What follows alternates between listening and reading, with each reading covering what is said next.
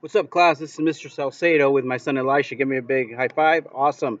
We're going to learn some history. You ready to learn some history, Elisha? Yeah, You ready to do this? yeah, Want Papa to kick some facts? yeah. All right, give me a big high five.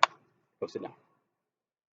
All right, guys. We're going to start off by I want to figure out the why. I don't like to just tell you to do things. I like to tell you why we need to do them. Okay. So one question I get asked every year, and if you haven't asked this question, you're probably going to ask this question at one point. So I'm just going to answer it now. I want to be able to answer this question before you even ask the question.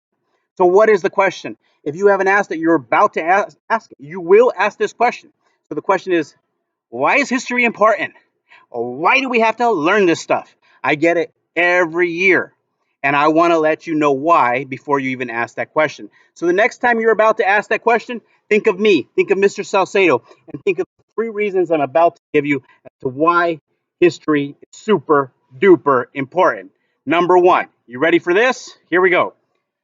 Knowledge is power. Say it with me. Knowledge is power. Say it with me. Knowledge is power. Okay, some people might say, okay, we need to know the past in order to understand the present. That's true. Or we can learn from the lessons of the past. Those are all true. But in my experience, there are only three types of people in the world. My dad used to tell me this when I was little. He used to tell me there are the kinds of people that learn from their mistakes. Then there's the kind of people that learn from their mistakes and they learn from the mistakes of others. And then there's the kind of people that are just ignorant and they never learn. So realistically, here's the question. What type of person do you want to be? Do you want to be the kind of person that learns from their mistakes, the kind of person that learns from their mistakes and the mistakes of others, or do you want to be the kind of person that never learns? Nobody wants to be ignorant. We don't want to be the guy that never learns.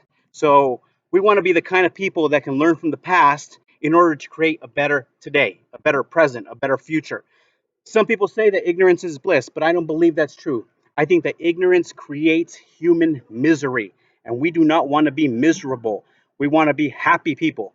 We want to be educated people. We want to be knowledgeable people. We want to be people that know stuff.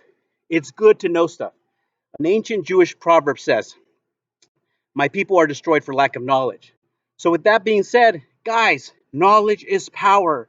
If we don't know stuff, then we can't fix stuff. The more knowledge you possess, the larger database your brain has to draw from when you get hit with a difficult decision or a difficult choice or a problem or a conflict. The more things you know, the greater ability you have to solve problems. Thomas Jefferson said this: no nation is permitted to live in ignorance with impunity. In other words, there are consequences to being ignorant. We don't want to be ignorant. Again, number one, next time you ask yourself, why is history important? Remember, knowledge is power. We want knowledge. Number two, everybody say two. All right, good.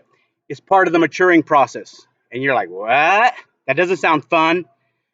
Sometimes school is fun. Guess what, guys? Sometimes you get these amazing teachers like me.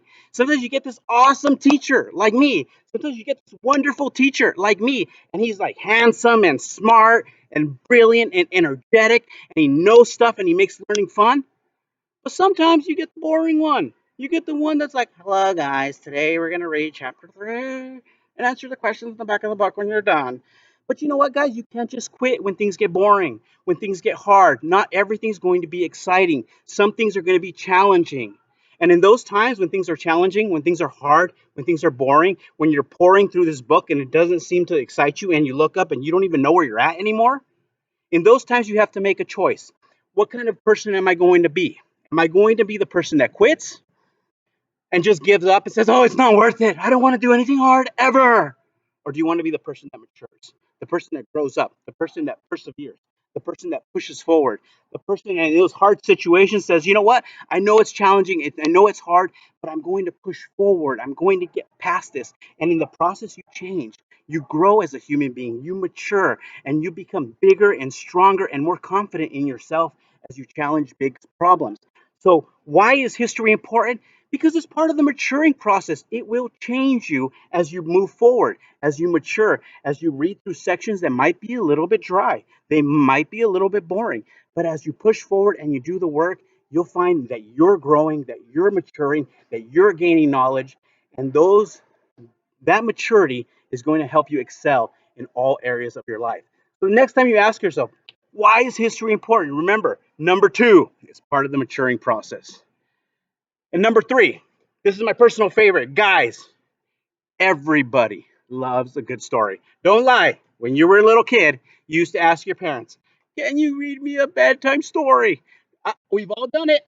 We've all done it. If you're saying no, I never did it, you're not telling the truth.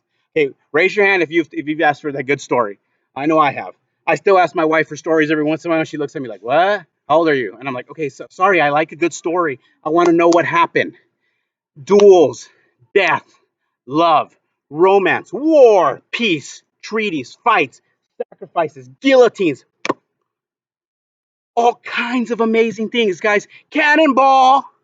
Guys, history is like when I was a kid and I used to stay up late and watch my mom's Mexican novela, her soap opera. And I was sitting there watching from behind the door thinking, what's going to happen next?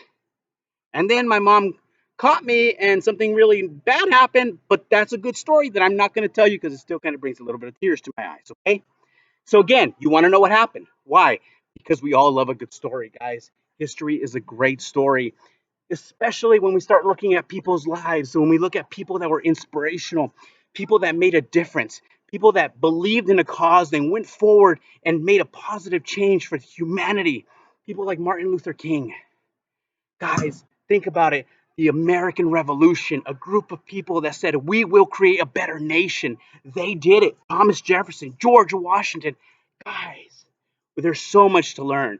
Who doesn't like a good story? And I'm going to tell you this number three, if you ever think history is boring or you're wondering, why do I need to learn this? Remember this, history is the best story. It's the story of humanity. It's a story about human beings that got together to solve fantastic problems that were too big for their time, and we have the privilege of learning all about it. And guys, I want to tell you this: I'm Mr. Salcedo, and I look forward to being your teacher this year. And I'm looking forward to telling you the best story that's ever been told. Salcedo out. If I can just figure out how to turn this off, I think I'll be okay. Oh, I'm still recording. Oh dear. I can probably delete this later, but then I'd have to do it again. Salcedo out.